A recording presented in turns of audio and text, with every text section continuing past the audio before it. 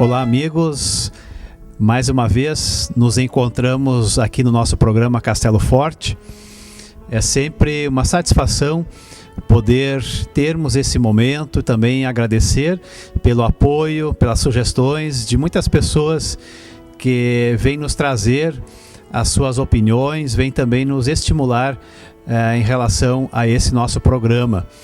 Hoje nós temos o nosso convidado especial, que é o engenheiro agrônomo Lauderson Holtz.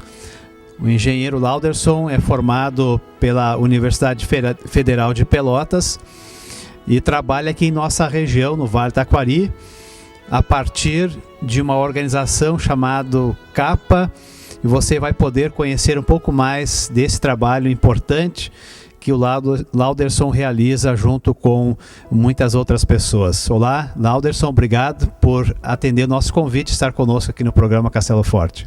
Olá, pastor Eric, olá, telespectadores do programa Castelo Forte.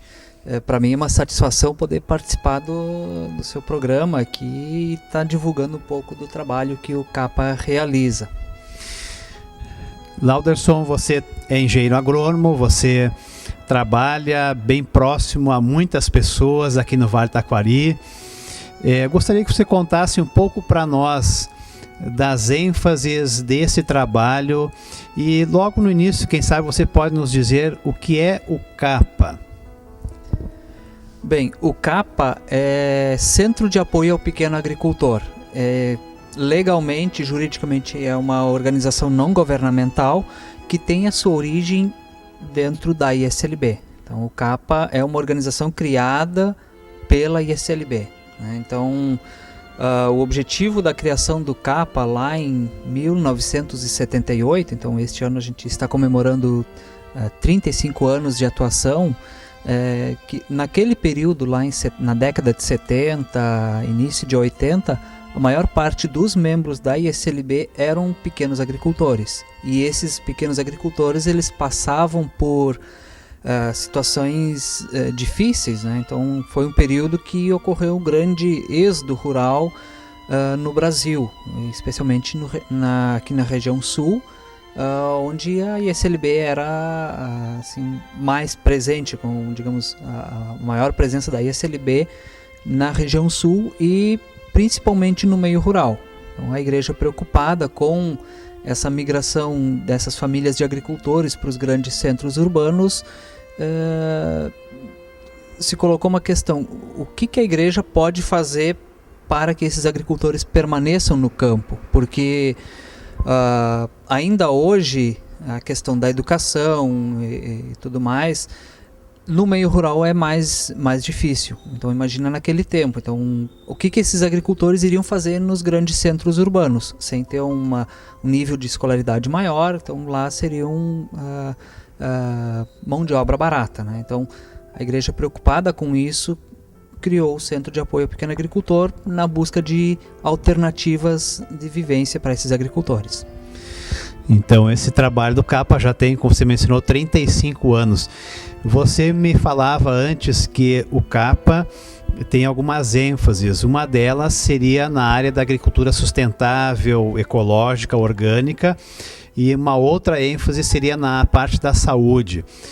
Conte para nós um pouco dessa ênfase na agricultura orgânica. Como funciona, como é feito esse trabalho junto aos pequenos agricultores? Bom, acho que, pastor, o interessante é o porquê de se apostar na questão da agricultura orgânica, né? Qual o objetivo, o que levou o CAPA a atuar nesta área?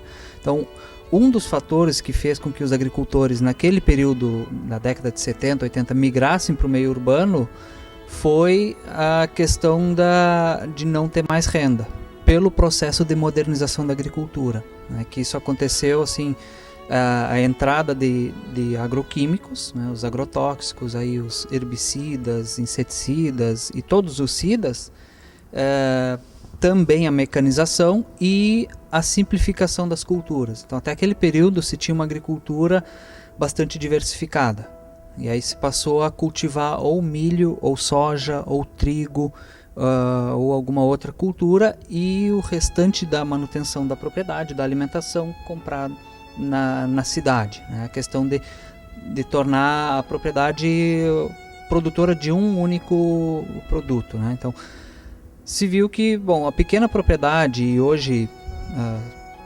diversos trabalhos, e é só nós procurar na internet, ou mostra que pequena propriedade em pequena escala, produzir milho, a sobra, a margem líquida de renda é muito pequena. Então, por isso, da diversificação, onde se tem mais opções de renda, e também sair dessa dependência desses insumos químicos, de trabalhar com uma produção com recursos na propriedade, né? Que se olhar que a gente, assim, para quem está nos assistindo, agricultura convencional, essa geral que se tem, baseado com a compra de sementes, se compra a maior parte dos insumos para produzir, e em contrapartida à produção ecológica ou orgânica, se parte com os insumos, com aquilo que se tem na propriedade ou na região. Então, quer dizer, um composto, adubação verde, sementes crioulas, um manejo integrado da propriedade, em que uma cultura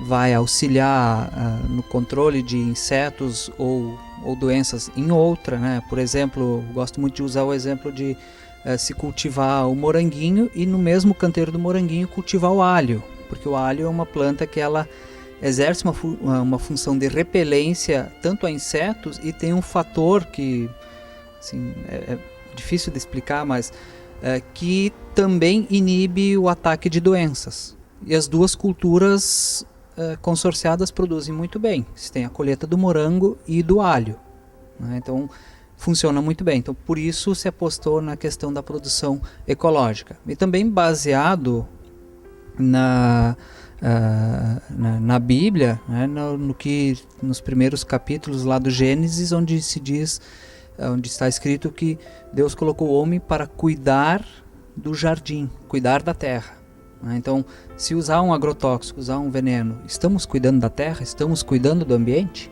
Não. Então, por isso, da produção ecológica, de um manejo diferenciado.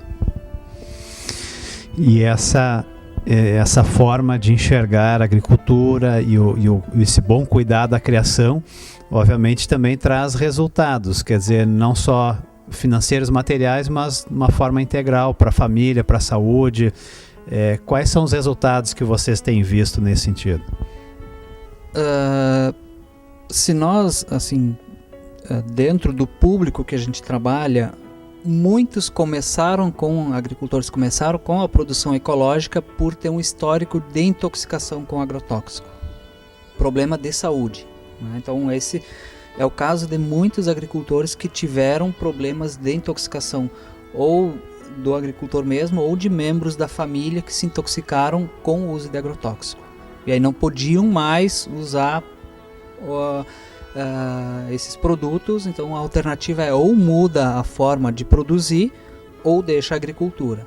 Então esse é o relato de muitos agricultores. Isso não é só na base dos agricultores do CAPA, é inúmeros, se a gente vê aí, inúmeros casos de agricultores que se intoxicaram com agrotóxicos, e a partir desse momento, né, o sinal de alerta aceso, precisa mudar. Então esse é um dos aspectos. E aí, com a produção ecológica, se ganha na questão da qualidade de vida, né, de não estar exposto a esses produtos. E também a produção ecológica, ela tem por característica a diversificação da propriedade. Então, tendo uma produção mais diversificada, vai melhorar a questão da alimentação da própria família. O primeiro objetivo é melhorar a alimentação da família, né, o seu autossustento. E com isso, então, quem está ao redor também se beneficia desse aspecto de uma alimentação melhor, de alimentos de melhor qualidade, né? Também, assim, um alimento de melhor qualidade, a pessoa dificilmente ela vai adoecer. Então, vai ter menos problemas de saúde por questão de outras doenças que atacam ou chegam ao nosso corpo em função de uma saúde debilitada. Uma saúde debilitada muitas vezes é consequência de uma alimentação debilitada ou de alimentos sem os nutrientes ou a composição nutricional adequada para aquele alimento. Estamos conversando com o engenheiro agrônomo Lauderson Holtz, que trabalha junto ao CAPA, Centro de Apoio ao Pequeno Agricultor, e especificamente trabalha aqui no Vale do Taquari. E ele está falando conosco, então, dessa forma de apoiar pequenos agricultores com a agricultura orgânica sustentável.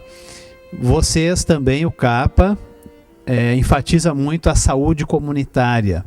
Sim. Como funciona a saúde comunitária? Quais são os seus objetivos?